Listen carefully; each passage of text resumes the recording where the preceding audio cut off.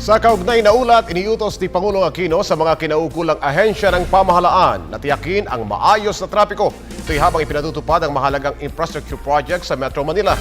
Sinabi ng Pangulo na sa sandaling makumpleto ang naturang mga proyekto, bibilis ang daloy ng kaunlaran sa Metro Manila at mga karating lugar. Si Rocky Ignacio ang ating tagapagbalita.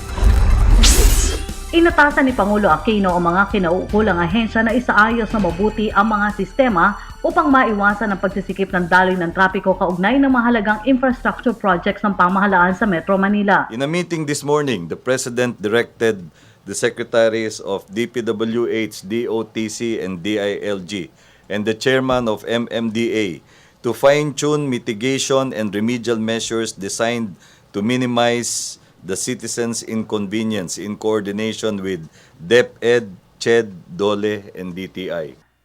Gate ng Palasyo, ipinatupad ang malalaking proyekto ng Skyway at SLEX-NLEX connection para maibsan ang perwisyo ng trapiko sa tao at ekonomiya. Kapag nakumpleto, bibilis ang daloy ng kaunlaran sa Metro Manila at karatig lugar.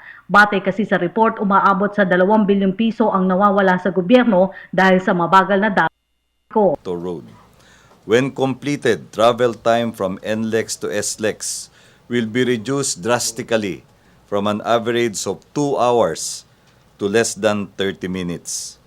These projects will bring about an improved quality of life due to ease of travel across Metro Manila that will benefit the citizens, communities, businesses, and industries in Calabarzon, National Capital Region, and Central Luzon, an area that presently contributes about 60% of the country's gross domestic product.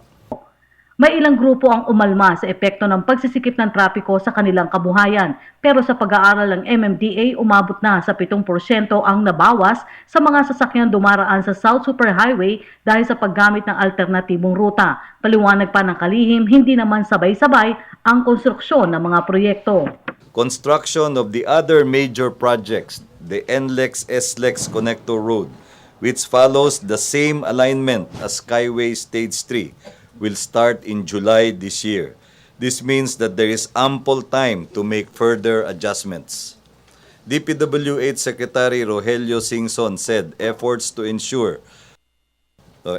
will be exerted to ensure that road projects in other areas will be implemented in a manner that will minimize disruption and inconvenience to citizens.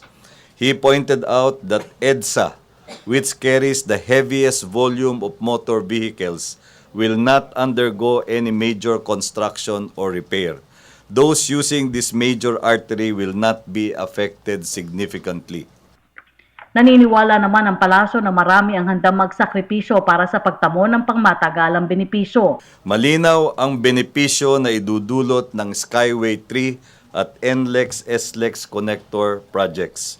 Magkakaroon ng malaking ginhawa para sa mga mamamayan dahil sa pinaikling oras ng paglalakbay.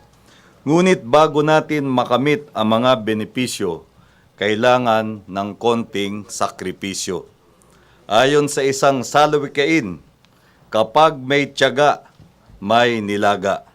Di po ba, sulit na sulit naman ang magiging resulta ng ating pagpapasensya.